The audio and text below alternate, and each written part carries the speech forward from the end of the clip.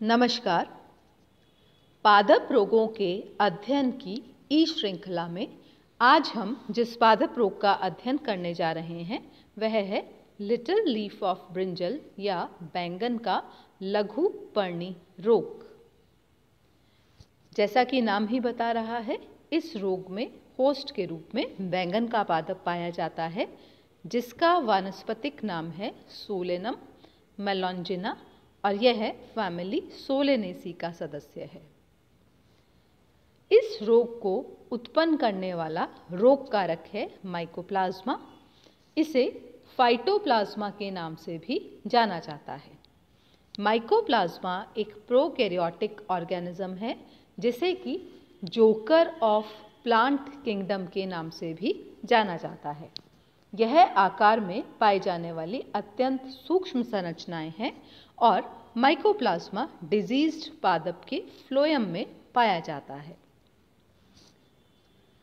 यह रोग भारतवर्ष में लगभग सभी बैंगन उत्पादक क्षेत्रों में फैलने वाला रोग है।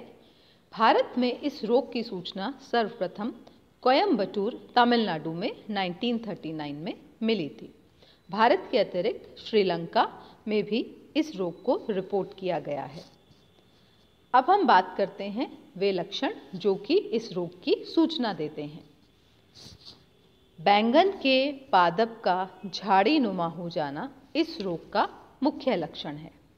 इसके अलावा रोगग्रस्त पौधे में पत्तियों का आकार काफ़ी छोटा हो जाता है और छोटी छोटी पत्तियों से भी हम इस रोग की पहचान कर सकते हैं।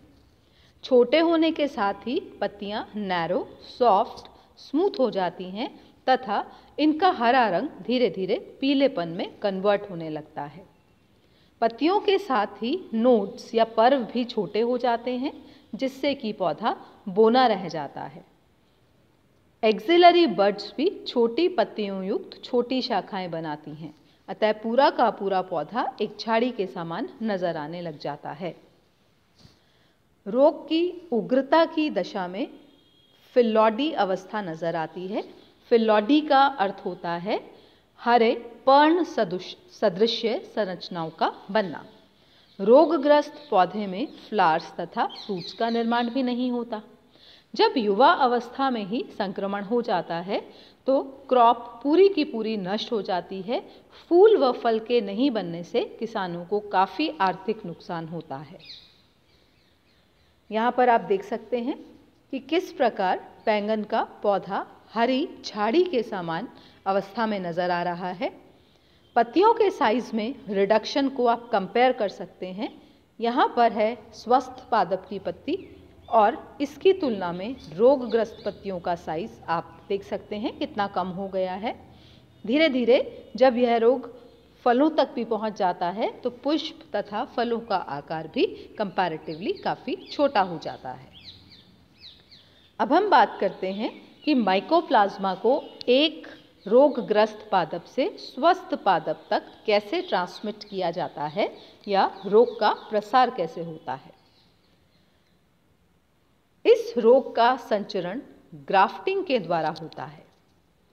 ग्राफ्टिंग का अर्थ होता है जब एक स्वस्थ पादप से रोगग्रस्त पादप की टहनी को बांधा जाता है तो ग्राफ्टिंग की प्रक्रिया के दौरान माइकोप्लाज्मा एक पादप से दूसरे पादप में स्थानांतरित हो जाता है।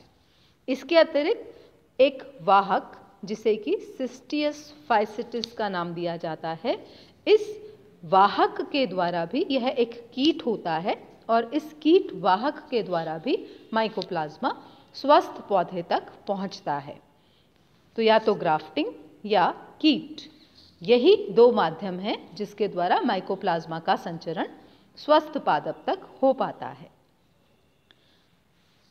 अब हम बात करते हैं डिजीज कंट्रोल की या रोग के नियंत्रण के उपायों की।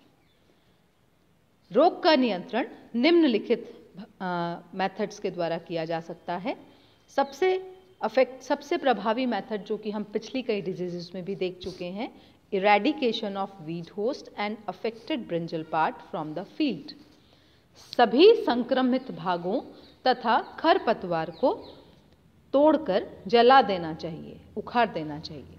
इसके अतिरिक्त माइकोप्लाज्मा पर टेट्रासाइक्लिन जैसी एंटीबायोटिक भी कारगर रहती है।